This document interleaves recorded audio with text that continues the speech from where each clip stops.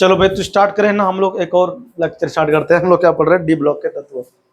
तो आप लोग ने डी ब्लॉक के तत्व के अंदर हम लोग कहाँ तक पहुंच चुके हैं कि जो डी ब्लॉक के तत्व, जो इन संक्रमण तत्व होते हैं, उनके आयन रंगीन होते हैं। भाई आयन का मतलब क्या होता है? आयन का मतलब होता है कि वो चीज विलयन में है। किसमें? जैसे मैंने कहा जिंक प्लस आयन, क्या कहा मैंने? जिंक 2+ आयन है। आयन का मतलब ये ठोस अवस्था में नहीं है, जलीय अवस्था में। किसमें? मैंने कहा Cr2O7 2-, इसका मतलब ये जलीय अवस्था में है, ये इसीलिए रंगीन होता है। डाइक्रोमेट बोलते हैं। क्या बोलते हैं? रखा हुआ है, दिखाऊंगा केमिकल प्रॉपर्टी में, ठीक है ना। लास्ट वीडियो में भी आपने ये बोला था कि अगली वीडियो में हाँ दिखाएंगे, सबको दिखाएंगे, एक्सपेरिमेंट करके दिखाएंगे। चिंता मत करो, डोंट वरी, डोंट करना कभी चिंता, ठीक है। सुनो, हम कह रहे थे कि रंगीन होने के 2 रीजन है। एक तो डी संक्रमण, एक क्या है? डी संक्रमण। इसमें हम तुम्हें समझाए ये थे कि जब भी कोई डी ब्लॉक का यौगिक होगा, तत्व होगा यौगिक, अगर उसको क्या पड़ता है? प्रकाश पड़ता है। क्या पड़ता है? ध्यान रखना, यहाँ एक वर्ड आता है दृश्य स्पेक्ट्रम। दृश्य स्पेक्ट्रम मतलब ये क्या होता है? दृश्य स्पेक्ट्रम का मतलब होता है प्रकाश की वो फ्रीक्वेंसी या आवृत्ति जिसमें हम किसी को देख पाते हैं। जैसे अब हम लोग, मैं तुमको देख रहा हूं, तुम हमको देख रहे हो, तो अभी ये जो प्रकाश है इसकी आवृत्ति की किसमें है? दृश्य स्पेक्ट्रम में है। अब अगर कोई डी ब्लॉक के तत्वों का यौगिक है, उसके ऊपर आकर के प्रकाश पड़ता है, तो प्रकाश पड़ने से क्या होता है? उसका जो इलेक्ट्रॉन होता है ना, वो उत्तेजित हो जाता है और एक डी कक्षक से दूसरे डी कक्षक में जंप कर देता है। तो जो प्रकाश को करता है अवशोषित, तो जिस रंग का प्रकाश करता है अवशोषित, उसका बिल्कुल पूरक रंग दिखाता है। मतलब अगर मान लो उसने लाल रंग की प्रकाश को अवशोषित किया है, तो उसका पूरक रंग क्या होगा? हरा होगा, तो हरा रंग वो दिखाएगा, है ना। समझ में आया? ये मैंने आपको ना उसमें रंग चक्र, कलर साइकिल बनवाया था, ठीक है ना, तो आपको याद होना चाहिए, ठीक है ना। समझ में आया कि नहीं आया?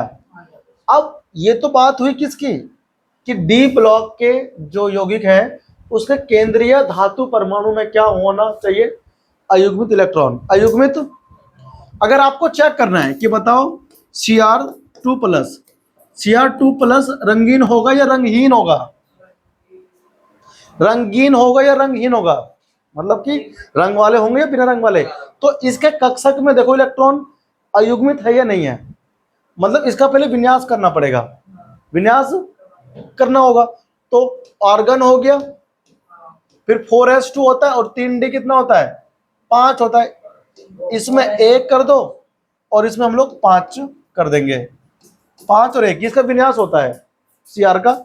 लेकिन जब 2+ लग गया तो 2 इलेक्ट्रॉन गए, एक यहां से गया और एक यहां से गया, तो 4 बचेगा। अब 4 अगर हम इसका विन्यास में देखें, 1 2 3 4, तो 1 2 3 और ये 4 इलेक्ट्रॉन अयुग्मित है, चारों ये रंगीन होगा। क्या होगा ये? ऐसे किसी आयन को देख करके हमें वो रंगीन होगा या रंगहीन होगा, कलरफुल होगा या फिर कलर लेस होगा, ये चेक करने के लिए हम लोग क्या करते हैं? विन्यास करते हैं आयन का, ठीक है ना। और विन्यास में हम देखते हैं कि अयुग्मित इलेक्ट्रॉन है या नहीं है। अगर इलेक्ट्रॉन अयुग्मित है, मतलब लॉन पेयर नहीं है, मतलब कि अनपेयर्ड है, कि क्या ये अनपेयर्ड इलेक्ट्रॉन अयुग्मित है, तो रंगीन होगा, वरना रंगहीन होगा। अब बात करो किसकी? जिंक की। ये देखो जिंक 2+ वाला है, 30 नंबर पे विन्यास क्या लिखोगे? Organ 4s2 3d10, 4s2 3d10। अब यहाँ पर 10 इलेक्ट्रॉन्स है इसके अंदर, ये पूरे युग्मित इलेक्ट्रॉन है, इसमें कोई भी इलेक्ट्रॉन अयुग्मित नहीं है। अगर इलेक्ट्रॉन अयुग्मित नहीं है तो ये यौगिक रंगहीन होगा, कलर लेस होगा, ये 100% है। तो एक तो हमारा ये कॉन्सेप्ट होता है, डी संक्रमण के कारण डी ब्लॉक तत्वों के आयंस जो होते हैं, आयंस का मतलब होता है जलीय विलयन में वो है उपस्थित, वो रंगहीन होगा अगर इलेक्ट्रॉन उसमें युग्मित है तो, ठीक है ना। आज और दूसरा उसमें ये था, मैंने कहा था कि एक रीजन और होता है, कुछ यौगिक ऐसे होते हैं डी ब्लॉक के तत्वों का जिसमें एक भी इलेक्ट्रॉन नहीं होता अयुग्मित, वो भी रंगीन होते हैं। ऐसा दो एग्जांपल है, KMnO4 और K2Cr2O7, ठीक है ना। ये बेहतरीन दो एग्जांपल है मेरे पास जो इसमें एक भी इलेक्ट्रॉन नहीं है। देखो ध्यान से, अगर मैं KMnO4 की बात करूंगा, ऊपर बात खत्म हो गई, ठीक है ना, डी की, तो यहां +7 में आएगा कि नहीं आएगा भाई। ऑक्सीजन भैया बैठे हैं, एक ऑक्सीजन कितने इलेक्ट्रॉन लेते हैं बताओ। एक ऑक्सीजन 2 इलेक्ट्रॉन लेंगे तो 4 मिलकर कितने लेंगे, 8 इलेक्ट्रॉन। अब 8 इलेक्ट्रॉन मिलके लेंगे 4 ऑक्सीजन, तो 8 इसे कौन देगा, पोटेशियम की बस की एक ही है, वो एक ही इलेक्ट्रॉन दे सकता है, बचे कितने, तो 7 कौन देगा। जब उस यौगिक में दूसरा मैग्नीज है तो वही देगा इलेक्ट्रॉन 7, तो +7 देगा। अगर ये 7 नहीं दे सकता था तो ये यौगिक बनता ही नहीं। ये यौगिक बना है क्योंकि इसने 7 दिए हैं तभी बने हैं। कभी तुम सोचने लग जाओ कि इसने 7 क्यों दिए, यौगिक है इसलिए दिए हैं, ठीक है ना। अब +7 है, अब अगर मैं इसका मैग्नीज +7 का क्या करूंगा, हाँ क्या नंबर पे है ये, 25 पे, तो इसका विन्यास कितना होगा देखो, ऑर्गन हो जाएगा 4s2 3d5 होता है वैसे तो सामान्य तौर पे, लेकिन +7 हो गया तो 7 इलेक्ट्रॉन चले गए, s में से 2 गए, यहां से 5 हो गए, कुछ बचा इसके पास, 0 हो गया। ना तो s में इलेक्ट्रॉन है और ना ही d में इलेक्ट्रॉन है। समझ में आया, इलेक्ट्रॉन भाई साहब किसी में भी नहीं है। हो गए ना, हो गए। तो तुमसे ये क्वेश्चन आसानी से पूछ सकता है, बताओ क्यों। देखो ना इसमें इलेक्ट्रॉन है एक भी और ना ही इसमें इलेक्ट्रॉन है एक भी, तो फिर ये रंगीन बैगनी रंग का होता है KMnO4, पर्पल बोलते हैं अंग्रेजी में, बैगनी को पर्पल ही बोलते हैं ना इंग्लिश में, और ठीक है फिर पर्पल वॉलेट कहते हैं, चलो वॉलेट बोल लेते हैं, ठीक है ना। वैसे पर्पल भी तो होता है, पर्पल बोलेंगे, ठीक है ना, पर्पल रंग का होता है, ठीक है ना, पर्पल रंग का होता है तुम्हारा KMnO4, ठीक है। तो क्यों होता है हमको ये बताना है। तो यहां पर जो दूसरा था कारण वो था आवेश स्थानांतरण स्पेक्ट्रम स्पेक्ट्रा, उसकी वजह से होता है। तो हम लोग वही लिखेंगे यहां पर, अगला जो हमारा हेडिंग होगा, जहां तुमने ना वो लिखा था लास्ट क्लास, उसमें एग्जांपल लिखा था KMnO4 K2Cr2O7, उसमें आप लोग यहां से लिख देना और लिखना कि अयुग्मित इलेक्ट्रॉन की अनुपस्थिति, अयुग्मित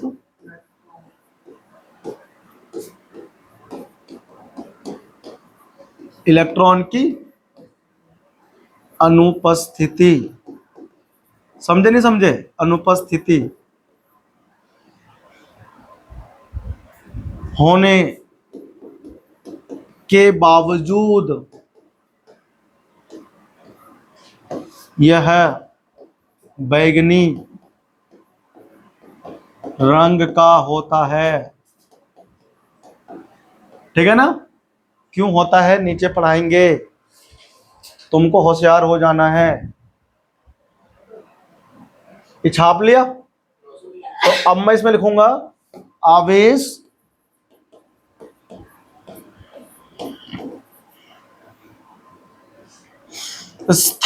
स्थानांतरण,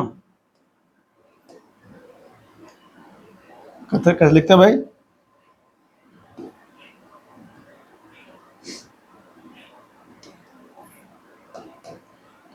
स्थानांतरण ऐसे लिखते हैं ना, स्पेक्ट्रम स्पेक्ट्रा, अंग्रेजी में लिख लो चार्ज ट्रांसफर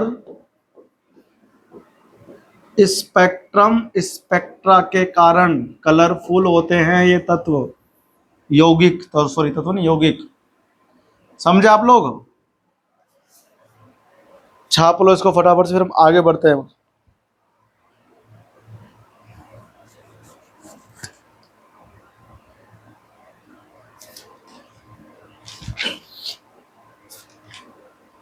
पर्पल कलर का होता है।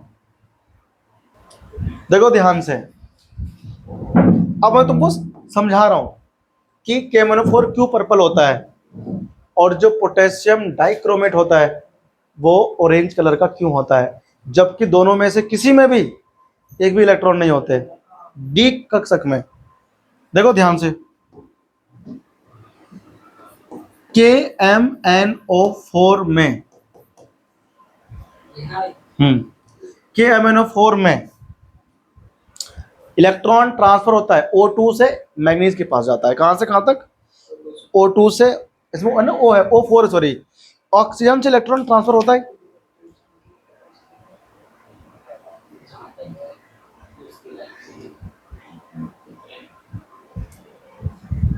क्या बोला मैंने? KMnO4 में ऑक्सीजन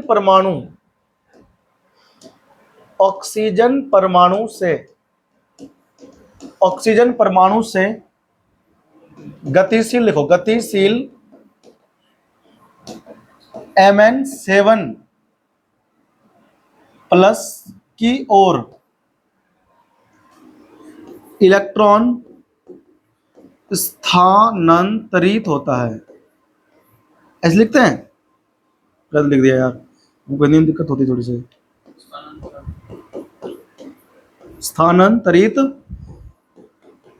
होता है। अब हम क्या लिखेंगे? इसी इलेक्ट्रॉन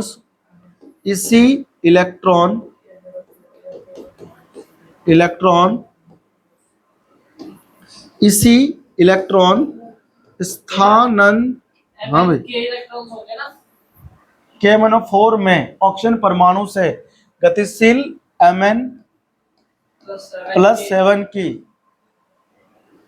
के होंगे के इलेक्ट्रॉन 7 के इलेक्ट्रॉन होते हैं की ओर लिखो। गतिशील मैग्नीज +7 की ओर इलेक्ट्रॉन क्या होता है? स्थानांतरित होता है। इसी इलेक्ट्रॉन स्थानांतरण के दौरान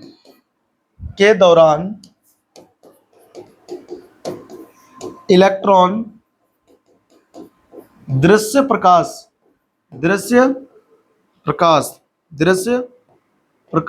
को अवशोषित कर लेता है। क्या करता है? अवशोषित कर लेता है और प्रकाश गलती से दृश्य प्रकाश को अवशोषित कर लेता है और अवशोषित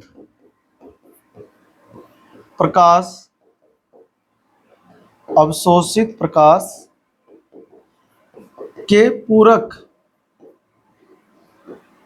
प्रकाश के रंग को दर्शाता है। के रंग को क्या करता है? दर्शाता है। समझे आप लोग? के रंग को दर्शाता है, कलर को। आप इसको आप फिर से समझो एक बार ध्यान से। भैया सही वाले लाइन पे इलेक्ट्रॉन सही नहीं लिखा दौरान इलेक्ट्रॉन दृश्य प्रकाश को अवशोषित, इससे ऊपर वाले लाइन पे इलेक्ट्रॉन सही नहीं लिखा है। KMnO4 में O परमाणु से गतिशील M+7 की ओर इलेक्ट्रॉन स्थानांतरित होता है। इसी अच्छा, इसमें इलेक्ट्रॉन, ये आप ठीक कलर, ठीक है ना?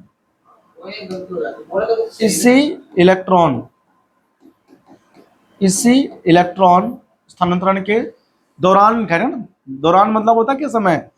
इलेक्ट्रॉन दृश्य प्रकाश को क्या करता है? अवशोषित कर लेता है, ठीक है ना? हाँ, और अवशोषित प्रकाश के पूरक प्रकाश के रंग को दर्शाता है। अब सुनो ध्यान से, देखो सुनना भाई ध्यान से, कि हमारे पास KMnO4 है, KMnO, या फिर आप इसको आयनिक फॉर्म में क्या लिखोगे? MnO4 लिखोगे, है ना? समझे आप लोग कि नहीं? अरे समझ में आया? ये इसका सूत्र है क्या? दोनों सूत्र है इसका, सेम सूत्र है, सेम सूत्र है। मतलब कि यहां से हटा दिया ना, हम पानी में जैसे घोलेंगे K+ आयन में टूट के भग जाएगा, तो तो ये माइनस में आ जाएगा। किस में आएगा? आयन फॉर्म में। ये यौगिक फॉर्म है। जब ठोस रहेगा तो ऐसा रहेगा, पानी में घोल दोगे तो ऐसा बन जाएगा। सेम है चीज, है ना। तो हमें के से मतलब नहीं। देखो मैंगनीज के पास क्या है? मैंगनीज के पास इलेक्ट्रॉन एक भी नहीं है, खाली एक कक्षा। क्या है?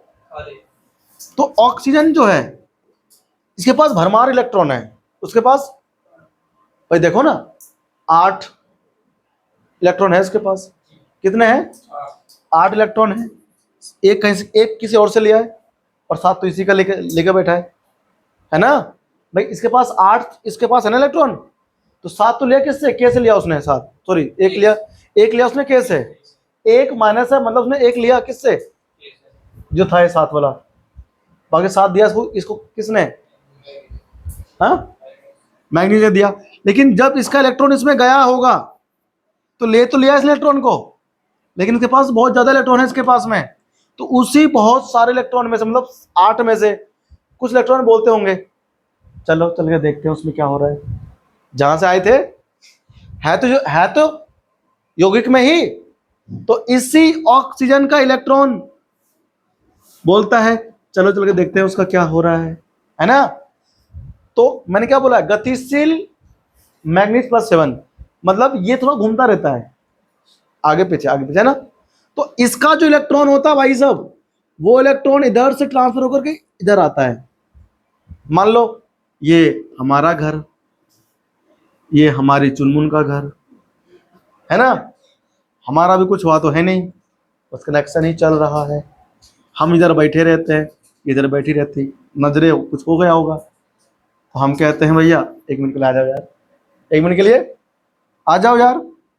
अब ये जैसे हमारे घर में हमारे कहने पर ही आ रही होगी, तो किसी मोहल्ले ने आते हुए देख लिया ये घर में जा रहा है इसके, है ना।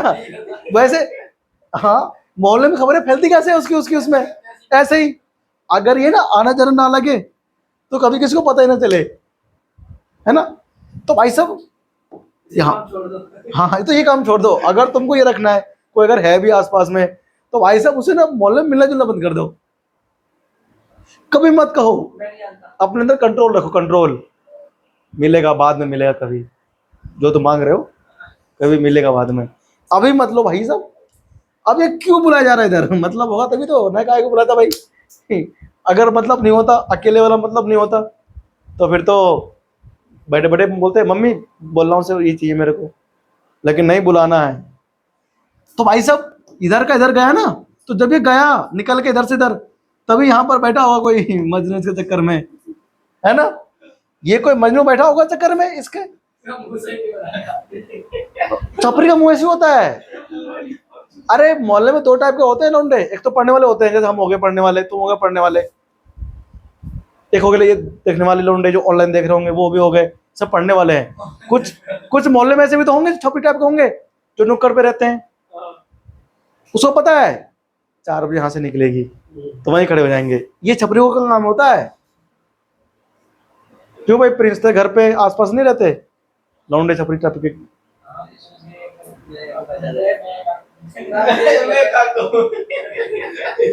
तो देखते रहते कौन आ रहा है कौन जा रहा है ना। तो भैया अब सुनो, अब इनको तो आपस में हो रहा है, लेकिन इसको पता नहीं चलता अगर यहाँ से नहीं निकलती है। अब यहाँ से निकल के यहाँ जा रही थी, मैंने देख लिया भाई इसने यहाँ जा रहा है कि नहीं। अब ये इसको तो कुछ नहीं बोलेगा, लेकिन जब ये बाहर निकलेगा ना, इससे क्या बोलेगा ये पता है? पेड़े क्यों बुलाया था, पता चल गया मुझे तेरे बारे में, बहुत मिल रहा पड़ोसी से, ऐसे बोलता है। अब भाई साहब, अब ये बेचारा जानबूझकर भी झूठ बोलता तो है, लेकिन छिपता नहीं। चलो एक दिन इसने देख लिया, अब ना वही हरकत फिर कर दी, किसी और दिन कह दी जैसे उस दिन आए थे, आ जाओ गली में कोई नहीं है कि नहीं। लेकिन फिर जैसे ये आया, फिर किसी ने देख लिया, फिर किसी ने देख लिया, फिर क्या हुआ, एक दिन मतलब से यार, बिना मतलब किसी को क्यों बुलाएगा, सोच जा। अब क्या हुआ, क्या दिन अभी इसके यहाँ कोई नहीं था तो ये आ रहा था, अब इसके यहाँ कोई नहीं, कहीं चले गए, तो अब ये बोलेगा आ जाओ। अब इधर से जान लगा इधर, तो ये ना आना जाना जब बन जाता है, शुरू हो जाता है, तो फिर लीक होनी शुरू होती है, फिर सब में फैल जाता है। हम कहना क्या चाहते हैं, सार ये है कहानी की कि जब तक आएगा जाएगा नहीं तो कोई देखेगा नहीं। ऐसे ही ये इलेक्ट्रॉन अपने घर में थी, कहाँ पर थी? अपने घर में, लेकिन ये इसके अंदर नहीं चूल है, हम तो चलेंगे इधर। जैसे निकल के इधर आया, अब जब ये निकल के आएगा तो प्रकाश तो पड़ ही रहा है ना, जैसे ही बाहर निकलती घर से ये एब्जॉर्ब कर लेती है प्रकाश को।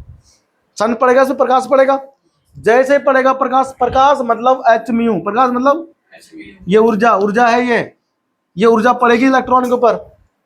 ये ऊर्जा कहाँ से आया? प्रकाश में से निकल के आया। अभी बल्लभ साहब जल रहे हैं ना, तो ऊर्जा निकल के आ रही है, हमारे ऊपर पड़ रहा है, फोटोन की बरसात हो रही है हमारे ऊपर। क्या होता है फोटोन? देखे ना 11वीं क्लास का परमाणु की संरचना लेक्चर वहां पढ़ा रखा है मैंने। अब ये जैसे इसमें पहुंचा इलेक्ट्रॉन, इसने क्या कर लिया? एब्जॉर्ब, अब शोषित कर लिया प्रकाश इन्वायरमेंट में से, वातावरण में से। अब जिस रंग का प्रकाश इसने करा एब्जॉर्ब, उसी रंग का रंग दिखाता है। क्या क्या दिखाता है? तो नाम क्या था टॉपिक का? आवेश स्थानांतरण स्पेक्ट्रम, स्पेक्ट्रा। आवेश का क्या हो रहा है? स्थानांतरण। इलेक्ट्रॉन आवेश ही तो है। उसी दौरान इसने स्पेक्ट्रम को एब्जॉर्ब कर लिया। स्पेक्ट्रम का मतलब होता है 7 रंगों की पट्टी, विबज्योर, VIBGYOR, विबज्योर, सब पढ़ते हो, 10th क्लास में पढ़ते हो। ये 7 रंग की पट्टी होती है, जैसे होता है इंद्रधनुष, उस 7 रंग की पट्टी को हम लोग कहते हैं स्पेक्ट्रम। क्या बोलते हैं? मतलब उस स्पेक्ट्रम में से क्या करा उसने? आवेश ने एब्जॉर्ब कर लिया, अवशोषित कर लिया प्रकाश को, फिर ये रंग दिखाता है। ये फिर क्या क्या होता है? ये फिर ये रंग दिखाता है। अरे समझ में आया कि नहीं आया? तो वही वाली बात है। अब जब ये इस घर में से इस घर में गई होगी तो क्या वहीं रह गई होगी?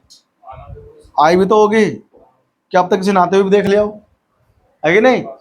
संभावना कुछ हो सकता है। भैया बस एक चीज आपने याद समझाई। क्या? वो जो आप बोल रहे थे वो लड़के खड़े रहते हैं, अपने पहले पकड़ गए, हाँ।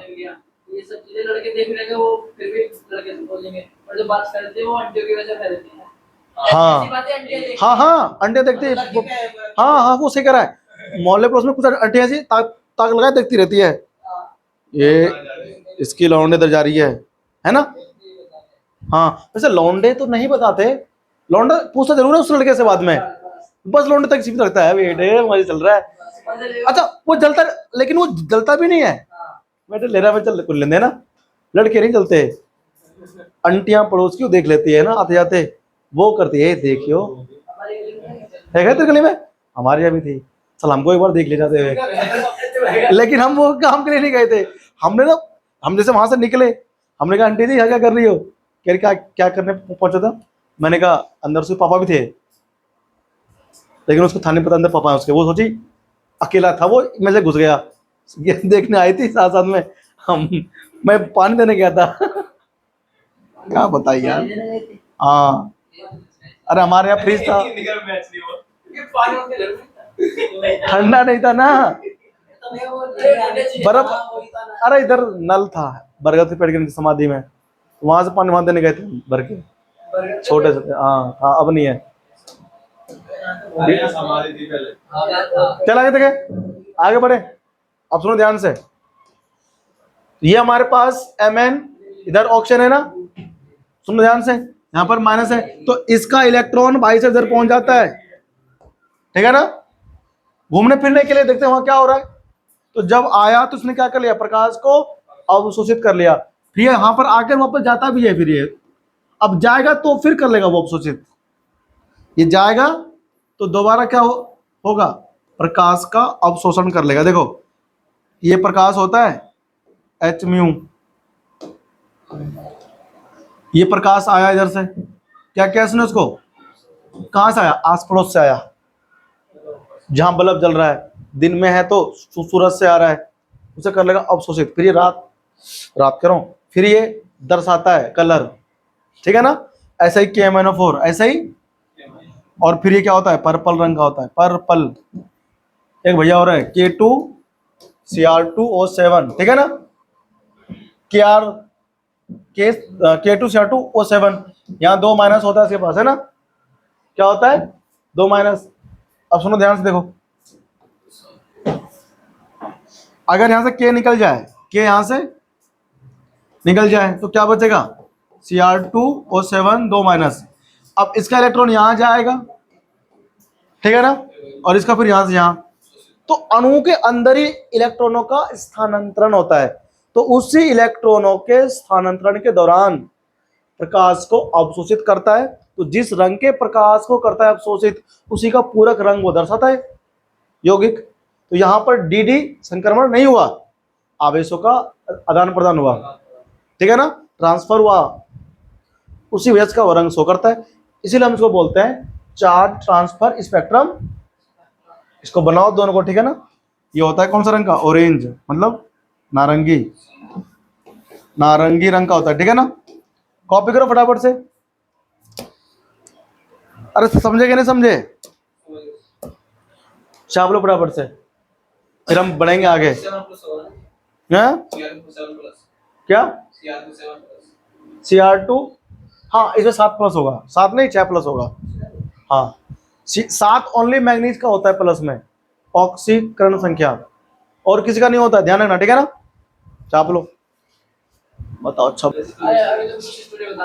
आओ, देखो अगला जो हेडिंग बनेगा मेरा आज का, वो क्या बनेगा, जो डी ब्लॉक के तत्व होते हैं ना, इनको संकुल बनाने का बड़ा शौक होता है। संकुल बनाते हैं यौगिक, क्या बनाते हैं, यौगिक। कौन सा, देखो ऐसे, जैसे मान लो Fe हो गया, है ना, और यहाँ पर कौन आ गया, मान लो CO आ गया, हमारे पास NH3 6 हो गया, ठीक है ना। ऐसे ऐसे ये संकुल क्या है, ये अभी तक तो तुम ऐसे से देखते थे, KMnO4 देख लिया, है ना, KCl देख लिया, यौगिक, ये तो सिंपल होता है, सरल। ये देख रहे हो कितना खतरनाक सा है, देख रहे हो, इस ब्रैकेट में बंद है, बड़ा ब्रैकेट, इसमें ये CO आ गया, इसके अंदर भी अमोनिया आ गया, यहाँ पर 6 आ गया, इधर Fe आ गया, है ना। इसे इसे बोलते हैं संकुल यौगिक। क्या बोलते हैं इसको, मोहर लवण वगैरह आ गया ना। तो ये सब क्या है, ये सब जो है संकुल यौगिक है। क्या है ये, तो ये बनाने की क्षमता केवल डी ब्लॉक के तत्व के पास ही है, ना तो एस ब्लॉक के पास है। एस ब्लॉक के जो तत्व हैं वो भी संकुल नहीं बना सकते, और ना ही डी ब्लॉक के बना सकते हैं, सॉरी एस ब्लॉक के, ना ही पी ब्लॉक के, कोई नहीं बना सकते, केवल डी ब्लॉक के बना सकते हैं। तो ये गुण डी ब्लॉक के पास ही क्यों है, ठीक है ना। देख रहे 6 को झेल रहा है,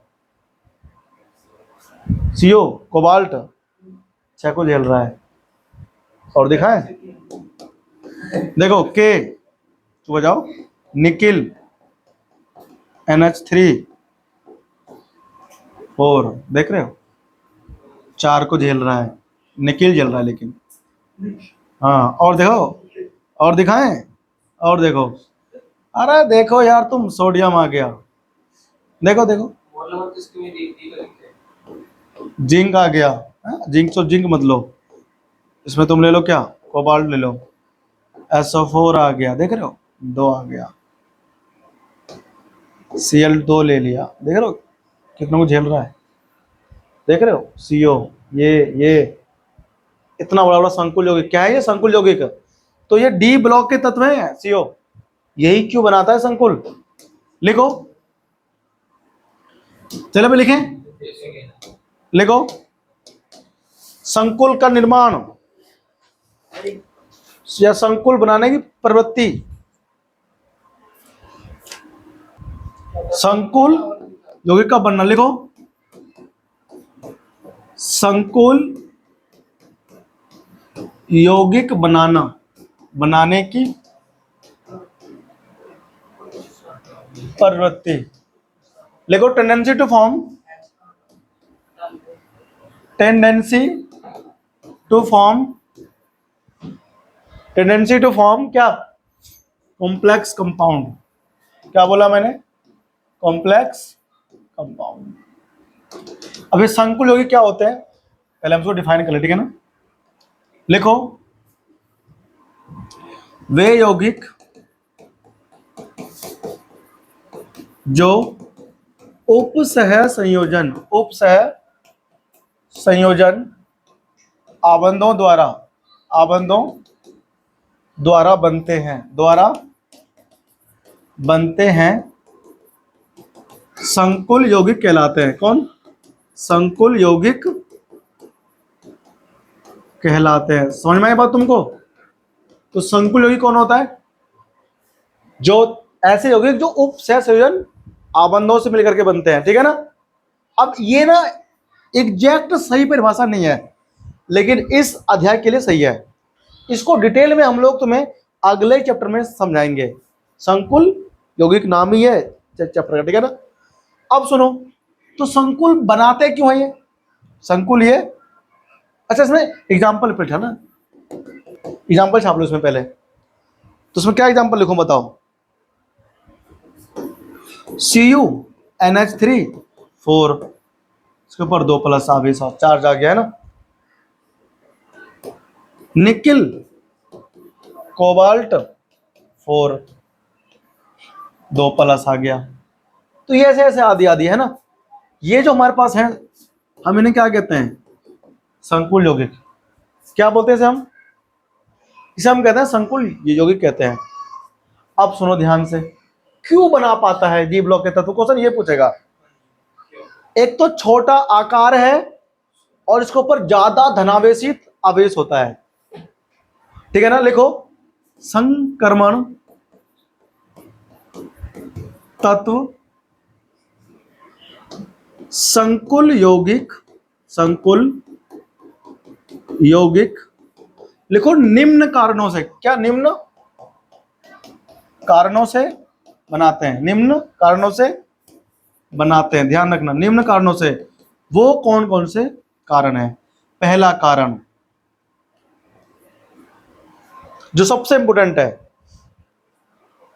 सबसे इंपोर्टेंट है, N-1D, S-1D, NS, NP कक्षकों, NP रिक्त कक्षकों की उपलब्धता। ये आपको जरूर लिखना है, क्योंकि जो संकुल यौगिक बनाने की जो प्रवृत्ति होती है वो इसलिए होती है क्योंकि जो संक्रमण तत्व होते हैं या डी ब्लॉक के तत्व होते हैं, उनके पास क्या होता है? N-1D कक्षक, NS कक्षक, NP ये कक्षक रिक्त होते हैं, मतलब खाली होते हैं। इसीलिए क्या करते हैं? डी ब्लॉक के तत्व क्या बनाते हैं? संकुल यौगिक का निर्माण करते हैं। ये आपको ध्यान रखना है। समझ में आएगी बात? हाँ भाई, आगे नहीं आ गया?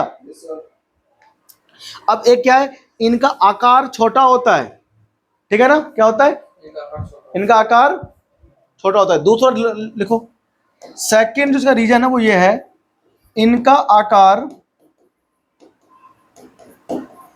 छोटा तथा इन पर उच्च आयनिक आवेश पाया जाता है, उच्च आयनिक आवेश होता है। समझे आप लोग? उच्च मतलब देखो, मैग्नीज कौन है? मैग्नीज है,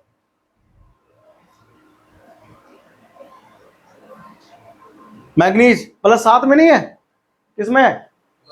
कितना ज्यादा उस पर आवेश है, आयनिक आवेश है ना। Cr देख रहे हो, +6, इसी वजह से, ठीक है ना। तो इनका आकार छोटा और इन पर उच्च आयनिक क्या होते हैं? आवेश होता है। एक तो ये है कारण। क्वेश्चन मात्र 1 नंबर का होता है। जैसे मान लो कोई क्वेश्चन 5 नंबर का है, तो उसमें A B C D ऐसे दे दे 5, है ना। तो उस 5 में से 2 यहां से डाल देगा, 2 उस अध्याय से, 2 उस अध्याय से डाल दिया, है कि नहीं।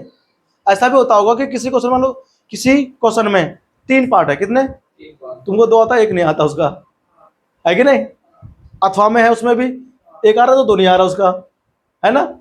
अगर किसी में 5 क्वेश्चन है, मान लो क्वेश्चन नंबर 7वां है और ये क्वेश्चन 6 नंबर का है, इसमें 1 2 3 ऐसे डाल देंगे, है ना। 4 क्वेश्चन, 4 डाल देंगे। अब तुमको इस 4 में से साला 3 आ रहा है, 1 नहीं आ रहा, ले भैया कैसे करें? ऐसा होता है ना। ऐसा उसके साथ होता है जो पूरा ठीक से नहीं पढ़ता केमिस्ट्री या कोई और सब्जेक्ट। आगे बढ़ जाए भाई। तो संकुल यौगिक क्यों बनते लगे पता सबको? नहीं लगा पता? अच्छा, एक और स्मॉल साइज हो गया है ना, और दूसरा था हमारे पास क्या, डी कक्षक की उपलब्धता और उच्च आयनिक आवेश, ठीक है ना, 3 रीजन। छाप लो इसको फटाफट से, छाप लिया। अगला होता है डी ब्लॉक के जो तत्व हैं, ये प्रयोग होते हैं उत्प्रेरक के रूप में। किसकी? उत्प्रेरक। पढ़ा था आपको मैंने पीछे, रासायनिक बल गतिकी में परिभाषा लिखवाई थी उसकी, 2 टाइप के लिखवाया था, वर्धक और विष। विष, अरे विष नहीं होता है, विषमक। विषमक जो रोकता है, वेग को कम कर देता है। एक था जो इंक्रीज कर दे रहा था, बढ़ा रहा था, है ना। अब तुमने टेस्ट तो दिया नहीं उसका, तो तुमने पढ़ा नहीं है, तो तुम्हें कहाँ से याद होगा? भूल गए ना, टेस्ट तुमने दिया नहीं तो पढ़ोगे कहाँ से? टेस्ट जरूरी होता है, इसे टेस्ट को देना चाहिए। टेस्ट के लिए कहा था तो फिर तुम लोग आए नहीं, तो मैं टेस्ट लिया नहीं, इसलिए मैंने टेस्ट अपलोड भी नहीं करा ऑनलाइन, है ना। देखो अब कौन आता है, उत्प्रेरक गुण। कौन सा गुण बताओ? हाँ लिखो, उत्प्रेरक, हाँ गुण।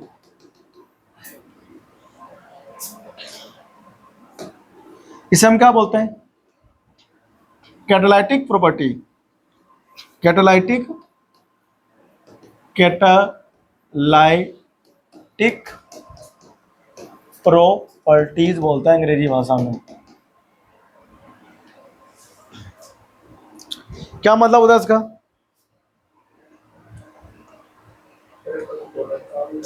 ठीक है ना, लिखो। नहीं, इसका सबसे अच्छा आंसर यह है, क्योंकि ये लड़ाई बढ़वाता है। नहीं, परिवर्तनशील ऑक्सीकरण संख्या दर्शाता है। आपने इसको ये बताया ना कि परिवर्तनशील, रिएक्शन में इसको वो काम करता है वहां पर, लेकिन क्यों यूज होता है ये? मैंने ये कहा था कि जो कैटलिस्ट होते हैं यानी उत्प्रेरक, ये अभिक्रिया की वेग को बढ़ा देता है, ओल्ड बॉन्ड को तोड़ने में हेल्प करता है। लेकिन ये गुण उसका क्यों है, ये तो पूछ रहे हैं, ये यहाँ बता रहे हैं। क्योंकि ये, अब बताओ, वो तोड़ भी रहा है किसी का, जोड़ भी रहा है किसी का, और कुछ, और उसको खुद भाग भी नहीं ले रहा है, तो ये गुण क्यों है इसका? उत्प्रेरकी गुण इसकी इसलिए है क्योंकि डी ब्लॉक के तत्व एक कोई निश्चित ऑक्सीकरण संख्या नहीं दर्शाते। ये परिवर्तनशील, देखते हो मैग्नीज +1 +2 +3 +4 सब दिखा रहा है ना। Cr, Fe, आयरन, देखो आयरन यूज होता है, प्लेटिनियम, ये डी ब्लॉक के तत्व हैं, ठीक है ना। मोलिब्डेनम, अमोनिया बनाते हैं तो काम आता है। और किसका है? डी का नहीं है, मौत तक निभाना यारी वाला, याद है? तो तुम घर पे पढ़ते ना, तुम घर पे पढ़ते नहीं, तुमको इसलिए याद नहीं रहता चीजें। डी ब्लॉक का है, घर पर आराम से पढ़ता, रिवाइज कर करके 4-5 बार, अपने आप ये सब कुछ याद रहता। देखो लिखो, डी ब्लॉक के तत्व क्या करते हैं बताओ? करते हैं के तत्व अथवा यौगिक उत्प्रेरक गुण निम्न कारणों से, क्या बोला मैंने? निम्न कारणों से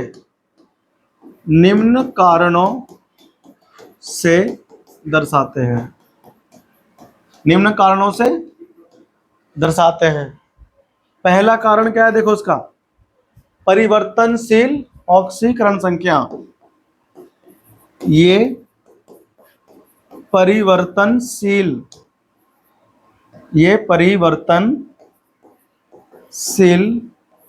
ऑक्सीकरण संख्या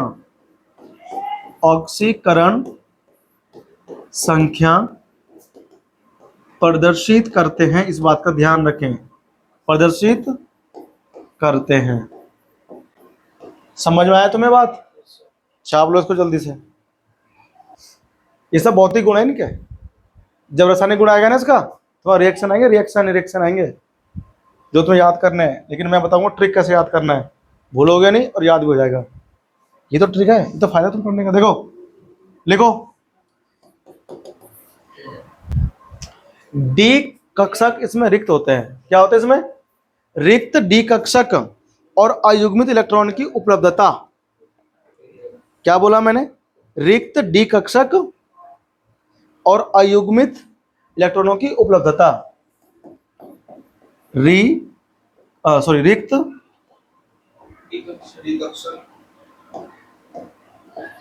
रिक्त डी कक्षकों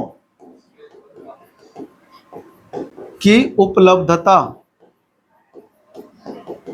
और रिक्त डी कक्षक,